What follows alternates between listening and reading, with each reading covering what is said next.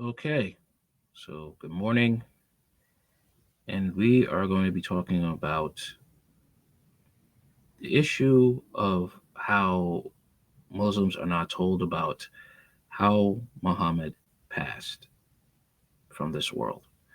Let's get into it.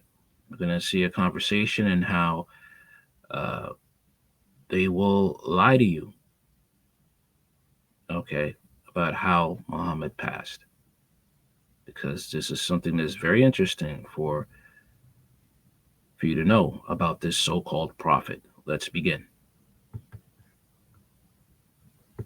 On 44 to 47. Go to 69 of your Quran, 44 to 47. Had the messenger made up something in our name, we would have certainly seized him by his right hand and severed his aorta. Then what would it say, aorta? Hold on. What? Yeah, it says we would have certainly seized him by his right hand, then severed his aorta. Keep going. And none of you could have shielded him from us. If Muhammad had made a lie, Allah would have cut off his aorta, right? Which is metaphorical, means cause him to die a painful death, right? That's right. Now, according to your hadith, how did Muhammad die and what did he say? He died from old age. No, he didn't. According to your hadiths, and I'm going to... See, he just lied. And in Islam, you are allowed to lie. It's called taqita. You're allowed to lie. give them to you. Muhammad died from the effects of poison. When the Jewish woman fed him a poisoned piece of lamb, he ate enough of it for the poison to linger in his body. And as he was dying, he says, Aisha, I feel my aorta being cut off from the poison of the lamb that the Jewish woman fed me. So according to the hadith, your prophet died the death of someone damned to hell. Read it. So the prophet, peace be upon him, in his ailment in which he died, used to say, "Oh Aisha, I still feel the pain caused by the food I ate at Khyber. And at this time, I feel as if Why'd you stop? Wait. Why'd you stop? Sorry, I just... Yeah, you got shocked. Read it again. I feel what? I feel as if my aorta is being cut from that poison. So why did you tell me he died of old age when your hadith says he died a miserable, shameful, humiliating death? Because your Quran said if he was a liar, Allah would cut off his aorta, and according to your prophet, that's what happened to him.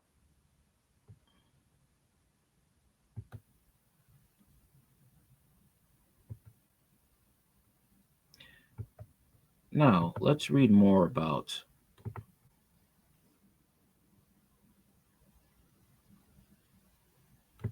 Muhammad.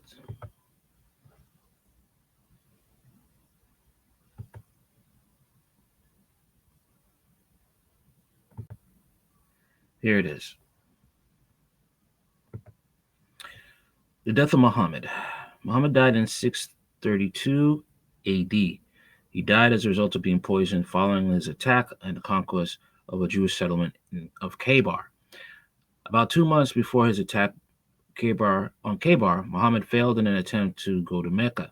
The failure resulted in the Treaty of Hudaybiyah with the Muslims. He returned humiliated in the eyes of the Meccans and in the minds of his people. To lift their defeated spirit, Muhammad told his followers that the event at Hudaybiyah was really a victory. In fact, another convenient revelation was given to Muhammad as proof that it really was a victory. Surah chapter 48, verse 1. However, Allah was not able to deliver the Meccan goods as booty. So Muhammad told his followers that they were going to attack and plunder the weaker Jewish settlement of Khaybar. About 6 weeks later, Muhammad led his army and attacked the Jews while they were on their way to work on their date palms. Khaybar was a settlement defended by a number of forts spread apart from each other. One by one, Muhammad's army took the forts. Finally, the last few surrendered to him. Muhammad had several of the leaders of the Jewish settlement beheaded. One leader, Kinana, was tortured to reveal where buried treasure was hidden. Then, when Kinana was near death, Muhammad commanded that he be beheaded. Many of the women and children were enslaved. Muhammad even took the most beautiful women for himself and married Safaya. Some of Khaybar's residents made a deal with Muhammad. Instead of enslaving them, which would leave the rich orchards of Khaybar to go unattended and unproductive, the Jews would give Muhammad and the Muslims one half of all of what they produced. Muhammad accepted the deal with the stipulation that they could be expelled at his slightest whim. Years later, Umar expelled the last remaining Jews from Khaybar. Immediately following the conquest of Khaybar, a Jewish woman prepared a dinner for Muhammad and some of his men. Unknown to the Muslims was that she had poisoned a lamb, some say a goat, that was served at dinner. Muhammad ate some of the poisoned lamb and died as a result 3 years later. Okay. Presentation of the Islamic sources. Part A, the poisoning of Muhammad. Part B, premonitions of his death. Part C, Muhammad and Gabriel pray for healing. And part D, the advent of Muhammad's death. Okay. I will use quotes from 4 highly respected Islamic writings. Okay. Sahih Bahakiri. This hadith is considered to be the most important Islamic book after the Quran. Ibn Ishaq's biography, the Sirat Rasul Allah, the life of the Prophet, translated by a Gulaim as the life of Muhammad, is the most authentic Sirat biographical literature recognized in Islam.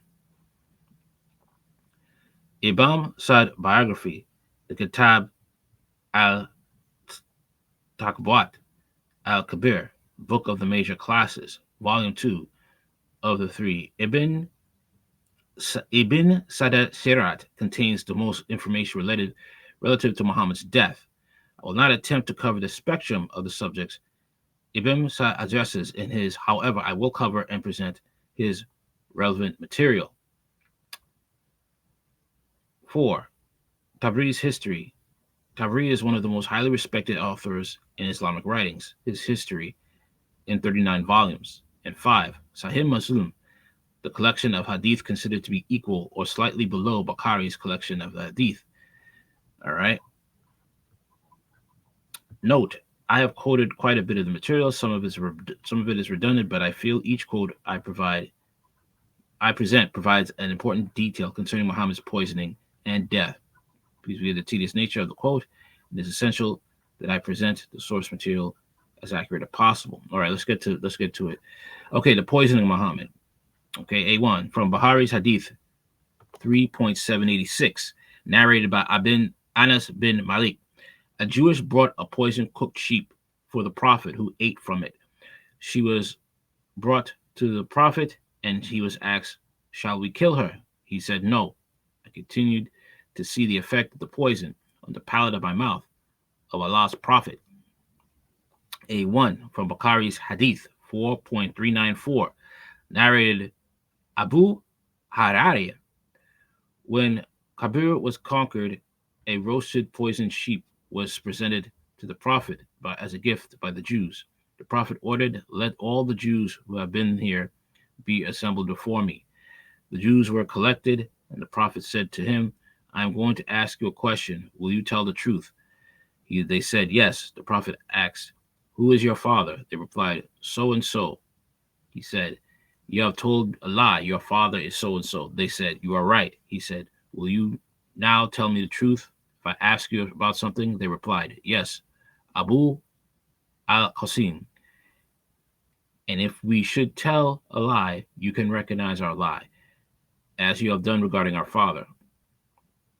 On that he asked, "Who are the people of the hellfire?" They said, "We shall remain in hellfire for a short period, and after that you will replace us." The Prophet said, "You may be cursed and humiliated in it. By Allah, we will never replace you in it." Then he asked, "Will you now tell me the truth if I ask you a question?" They said, "Yes, Abu al-Qasim." He asked, "Have you poisoned this sheep?" They said, "Yes." He asked, "What made you do so?" They said, "We wanted to know if you were a liar, in which case we could get rid of you, and if you are a prophet, then poison you. Poison would not harm you." And there you see that Muhammad was proven to be a liar.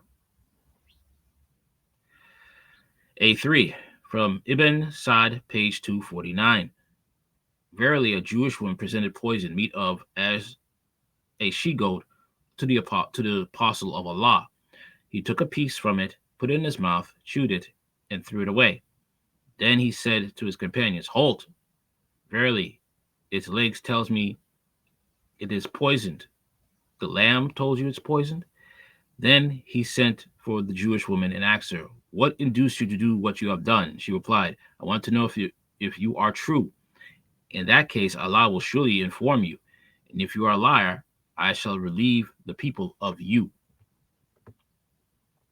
A4 from Ibn Sa'd, page 249.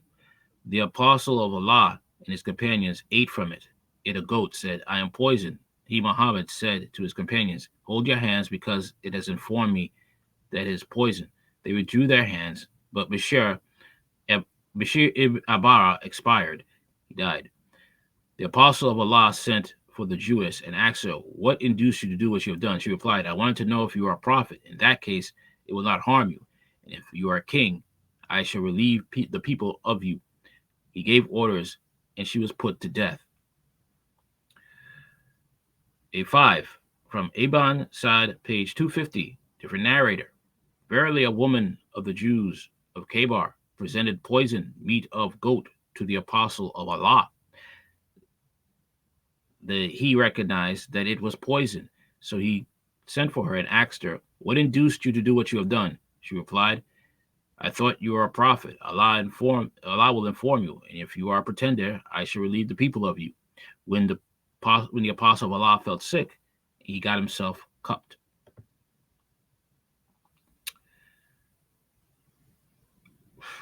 From A6 from Ibn Sa'd 251 252.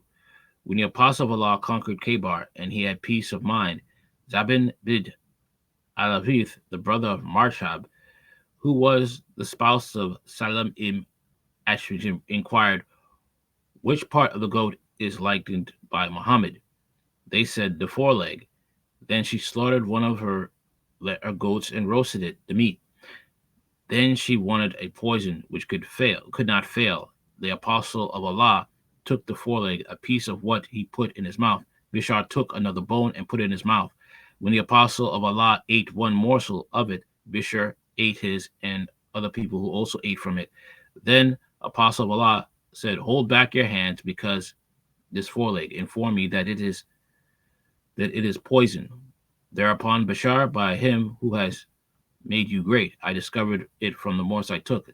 Nothing prevented me from admitting it out, but the idea that I did not like to make your food unrelishing when you had eaten what was in your mouth. I did not like to save my life after yours, and I also thought you would not have eaten it if it was something wrong. Bishar did not rise from his seat, but his color changed from that of Talslan, a green cloth. So the poison was so vicious that it turned his skin green. The apostle of Allah sent for Zayyab and said to her, "What induced you to do what you have done?" She replied, "You have done to my people what you have done. You have killed my father, my uncle, and my husband. So I said to myself, if you are a prophet, the foreleg will inform you." And others have said, "If you are a king, we will get rid of you." The apostle of Allah lived after 3 years, till in consequence of his pain, he passed away. During his illness, he used to say, "I did not cease to find the effect of the poison morsel. I took at Kabar, and I suffered several times from its effect. But now I feel the hour has come of the cutting of my jugular vein, the aorta."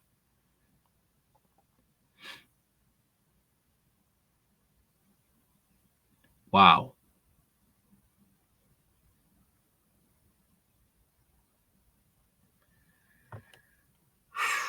This is something, man. Okay. This so-called prophet is no prophet at all. And the thing is though, how is it that you could slaughter someone's family, father, uncle, and husband, and her people, enslave her people, and she asks you to cook? She asked you, will you accept me cooking you food? And you think that's a good idea to take food from that woman when you slaughtered her family. But then again, according to Muhammad, women are not intelligent. So uh, that's why he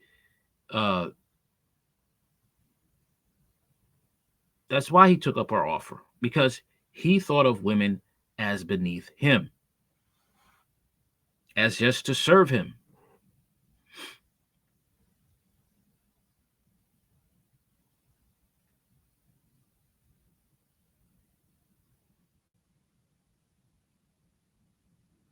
So to save time, I'll just go through quickly. Part B, premonitions of his death, from Bukhari's Hadith 5713, narrated Ibn Abbas. Umar bin al-Khattab used to let Ibn Abbas sit beside him. So Abdul Rahman bin Afur said to Umar, "We have sons similar to him." Umar replied, "I respect him because of his status." Umar then asked Abbas about the meaning of this holy verse. When comes the help of Allah, the conquest of Mecca? 110.1. Ibn Abbas replied, that indicated the death of Allah's apostle, which Allah informed him of. Umar said, I do not understand of it except what you understand. Narrated Aisha, the Prophet in his ailment in which he died, used to say, O Aisha, I feel the pain because the pain caused by the food I ate at Kaibar. And at this time, I feel as if my aorta is being cut off from that poison. B2 from Ibn Sa'd's page 244. And there had been no prophet, but he has lived half the life of the prophet preceding him. Jesus, the son of Mary, lived for 125 years, and this is the 62nd year of my life. He, prophet, died half the year after this. Jesus did not live for 125 years. All right. B3 from Ibn Sa'd, page 239. The appointed hour of death of the apostle of Allah came near, and he was ordered to recite repeatedly Tashbith, the glorification, and ask for his forgiveness. B4 from Ibn Sa'd, page 240. When the surah Allah Sukkar and the triumph comes was revealed, he, prophet, said, it signifies call from Allah and the departure from the world. B5 from Tabri volume, page 109. Volume 9, page 109. When the prophet returned to Medina after performing pilgrimage of completion, he began to have complaint of illness, as travel was allowed after the pilgrimage. The news of the prophet's illness spread. Then in Maram, the prophet complained of the pain from which he died. Part C, Muhammad and Gabriel praying for healing. Note, it is already quoted from Ibn Sa'd above, page 250, that Muhammad tried to get himself healed of the poisoning. C1, Ibn Sa'd, page 263. Verily, during his illness, the prophet recited Al-Mahawatanin, Surah 113 and 114, and blow his breath upon his body while rubbing his face. This was done in an effort to be healed. C2 from Shahid Muslim, Volume 3, 5440. Aisha reported that when Allah's messenger fell ill, he recited over his body, Mahawatan, and blew over him. And when his sickness was aggravated, I used to recite over him and rub them with his hand, with hope that it was more blessed. Al-Rif Hadith 5441. C2 from Ibn Sa'd, page 265. The apostle of Allah fell ill, and he, i.e. Gabriel, chanted on him, saying, in the name of Allah, I chant onward off from you everything that harms you, and toward off against every envier from every evil eye, and Allah will heal you. C3 from Ibn Sa'd, page 265. Aisha, the wife of the prophet, used to say, when the apostle of Allah fell ill, Gabriel chanted on him, saying, in the name of Allah, who will cure you, and who will heal you from every malady, and will ward off the evil of envier who envies for its smite, and from the smite of the evil eye. C4. From Ibn Sa'd, page 322. Verily, whenever the apostle of Allah fell ill, he asked for recovery from Allah, but in the illness as a result of which he died, he did not pray for recovery. He used to say, O soul, what happens to thee that are seeking refuge in every place of refuge? So it seems like Muhammad didn't really know where he was going to go after death. Yet he talked about, you go to war, you fight for Allah, and you'll be rewarded with many virgins after death. It sounds like he didn't have any confidence. He didn't know where he was going to go after he died. It's getting very interesting here.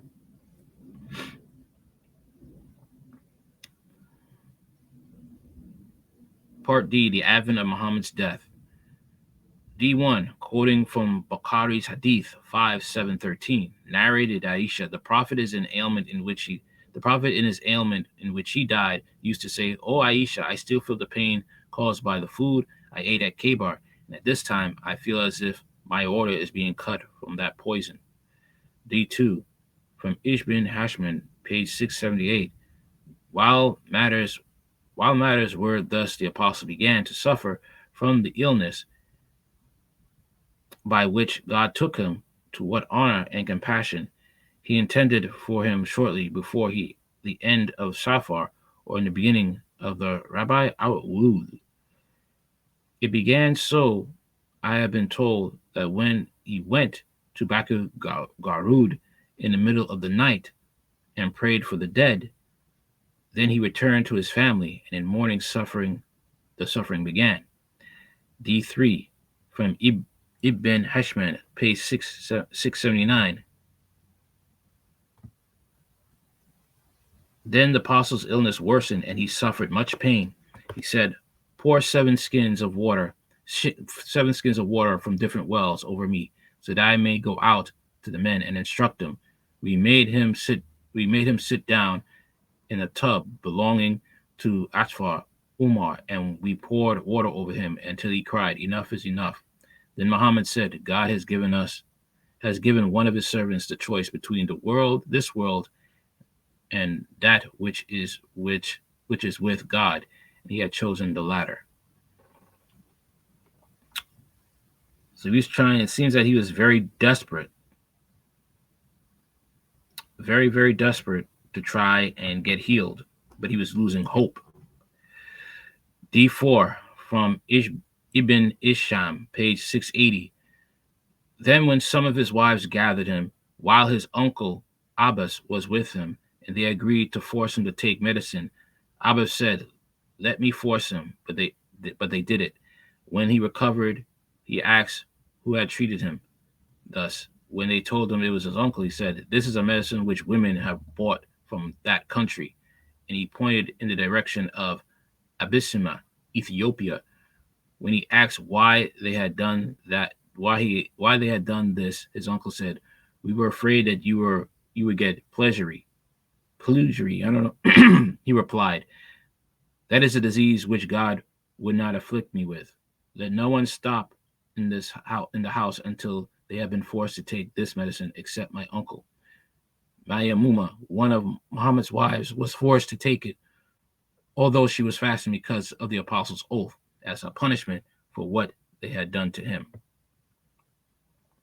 D5, from Ibn Sa'd, page 294. Bishnar, the mother of the Muslim man who also died eating poison, came to the Prophet during his illness and said, O Apostle of Allah, I never saw a fever like it on anyone. The Prophet said to her, our trial is double, and so our reward in heaven is double. What reward for going and slaughtering a woman's family? What reward do you get from Allah? And if you could find out who Allah really is. Okay, Allah is really Satan. because Allah says He's the He's the king of deceivers. Who else could that be? One of Allah's name is the humiliator. What do people say about its illness? She said. They say it is pleasure. It is pleasury. Thereupon the apostle said, Allah will not like to make his apostle suffer from it pleasury because it indicates the possession of Satan. Well, you were doing things that are of the devil, but my disease is the result of the morsel that I had taken along your son. It has cut my jugular vein. D6 from Ish ben Hishman, page 682. And then he heard of Aisha, one of Muhammad's wives, say, the apostle died in my bosom during my turn, the night Muhammad was to spend sleeping with her. I wronged none in regard to him. It was due to my ignorance and extreme youth, and the apostle died in my arms.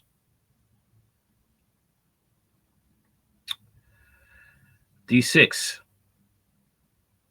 Ibn Heshman, page 682, that he heard Aisha, one of Muhammad's wives, say, the apostle died in my bosom during my turn, the night Muhammad was to spend sleeping with her. I had wronged none in regard. It was due to my ignorance and extreme youth that the apostle died in my arms. Okay. What needs to be investigated here are the circumstances of Muhammad's death. The Jews were planning to murder him. The Jews believed that a real prophet would be forewarned of their deed, but an impostor wouldn't be warned by God. The Muslims also believed this. The other Muslim who died said that he didn't think Muhammad would eat of something that was poison. See quote A6. The Jews were right. Muhammad did eat of the poison and did die from it. They proved, according to their test, Muhammad was not a prophet, as they said, quote A2. We want to know if you were a liar, in which case we could get rid of you. And if you are a prophet, then poison would not harm you. These Jews were convinced that a real prophet would know what was going on. In this case, Muhammad didn't know. Only after Muhammad ate from the lamb did the lamb talk to him. The lamb talked to him. After eating the lamb, eating the poison lamb. I don't think that was anything miraculous in itself. Even other Muslims knew it was bad before Muhammad ate from it. Most adults know when they're eating something that is bad. So for Muhammad to say the sheep talk to him is not prophetic at all. Even a child spits out bad tasting food. Many times previously, Muhammad claimed he claimed to have and had revelations warned him of danger. He even used one of these convenient revelations as grounds to attack a Jewish settlement of Banu Nadir. Yet at Khaybar, the revelation came too late to save his own life, too late to save Bishar's life. As his illness wore on, Muhammad began to pray for healing. He even rubbed his healing hands upon himself. Gabriel also got in the act and prayed for his healing. See quotes C2, C3. Muhammad even got himself cupped, the best of all medicines. Obviously, at this point in time, Muhammad wanted to be healed, but it didn't help. As it progressively got worse, Muhammad realized that he was dying, ceased praying for healing, quote C4, and claimed that Allah had given him a choice to going to paradise or living on earth. Muhammad said then he wanted to go to paradise. Knowing the game was up, he made the best out of a failed situation. Muhammad's earlier premonitions of his death read more like the cosmic words of a mystic. Nothing definite is ever said about them until after the approaching death. Perhaps he had seen this type of death before and knew the outcome. It didn't take a prophet or a revelation to know that death is near. Basic point is, the Jews proved that Muhammad was not a real prophet. He ingested the poison, so did at least one of his followers. He attempted to be healed.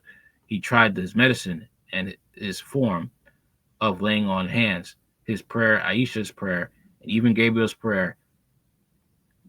But in the end, he died from the poison. Questions? All right. If Muhammad was a real prophet of God, why didn't he catch the poison before he ate it? 2. If you believe that it was God's will for Muhammad to have eaten the poison along with Beshar, why why then did Muhammad try to get well? Even Gabriel prayed to Muhammad to get better, but Allah didn't answer that prayer either. Here's the thing, you know, if it was an angel of God, then the angel of God would sided with God, okay? There would be no need to pray, you know, for Muhammad because the angel of God sides with God, okay? They obey God's will. If it was God's will for Muhammad not to eat that poison, then the angel would, wouldn't have appeared. Wouldn't have to be praying for Muhammad to get well. So you're seeing problems here. 3. Why did Gabriel not know the will of Allah? Why would Gabriel pray if Allah had decided death? That's exactly what I just asked. 4. Why did Muhammad force the other Muslims to drink the medicine he was given? One of them was one of his wives, and she was fasting. He forced her to break her fast to drink the medicine as well. Doesn't this sound vindictive and petty? Yeah, it does. It sounds like he wanted her to suffer just as much as he was suffering. 5. Why, when just before his death, did Muhammad just have to utter a curse upon the Christians and the Jews? Wouldn't it have been better for Muhammad to pray for guidance for them? This also sounds like a jealous, bitter prayer to Allah. Muhammad prayed for and uttered curses instead of asking Allah to guide the people. 6. Why would pleurisy, which is a normal infection of the lung membrane, be considered to be from Satan, but being poisoned would not be from Satan? There you go. Muhammad was not a real prophet. That's the conclusion of it all. He was a false prophet. He died as a result of eating poison that he didn't know about. The poison lamp spoke to him too late. Only when he realized he was dying did Muhammad spiritualize his suffering and coming death. Prior to that, he tried to get well. Moses knew about his coming death, Deuteronomy chapter 34, verses 1 to 4. Jesus also knew about his future death, Mark chapter 8, verse 32. Okay, verse 32. All right. Yet Muhammad was in the dark until he himself realized he was going to die.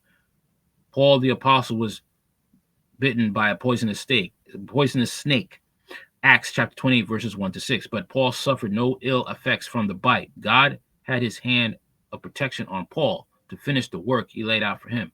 Muhammad died so suddenly that there was confusion as to would be the next ruler of the Islamic State. To this day, part of that confusion remains. The Islamic world is divided in part because of the issue, Shia versus Sunni. Wouldn't Allah, who abhors division within the Ummah, have protected Muhammad long enough to ensure that his state remained unified and clearly defined, and a clearly defined successor be named? Jesus predicted false prophets would come into the world and mislead many. Matthew chapter 24, verse 24. Muhammad was such a false prophet. Both Jesus and Moses knew God face to face. Muhammad only had a spirit or an angel he called Gabriel speaking to him. In the end, even this angel's prayers was not answered by Allah. Could it be that this Gabriel was preaching a false religion? Galatians chapter 1, verse 8 to Muhammad. Could Gabriel have been a deceiver, demon, or Satan himself?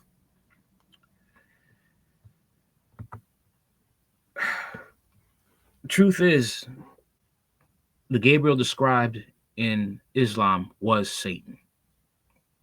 There's no doubt about it.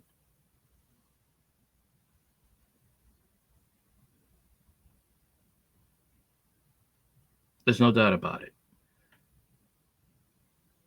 I mean, Muhammad had a vision given by Gabriel, and Gabriel told him to read this paper. Muhammad couldn't read it, so Gabriel strangled him. Does that make sense? Muhammad was judged by the true and living God. He was condemned to die. He was humiliated.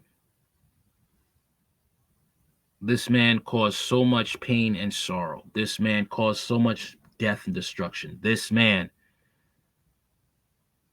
is a result of the slavery of blacks in the Middle East, the abuse of women, the abuse of children. Child brides are married in the Middle East because of Muhammad. All right.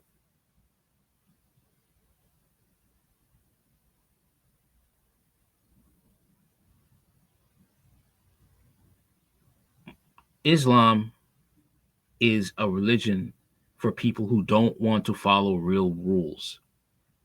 Okay. Real rules that help that Christianity tells you to pray and fast if you have bad traits about yourself, to pray and ask forgiveness and ask God for strength. Christianity, I'm talking about born again biblical Christianity, that you will have a relationship with Jesus Christ, who will help you get over your struggles if you're willing to obey. Muhammad, his God was the devil. That says you can be violent, you can do all these evil things. As long as you do it in the name of Allah, you will be rewarded in paradise. Okay.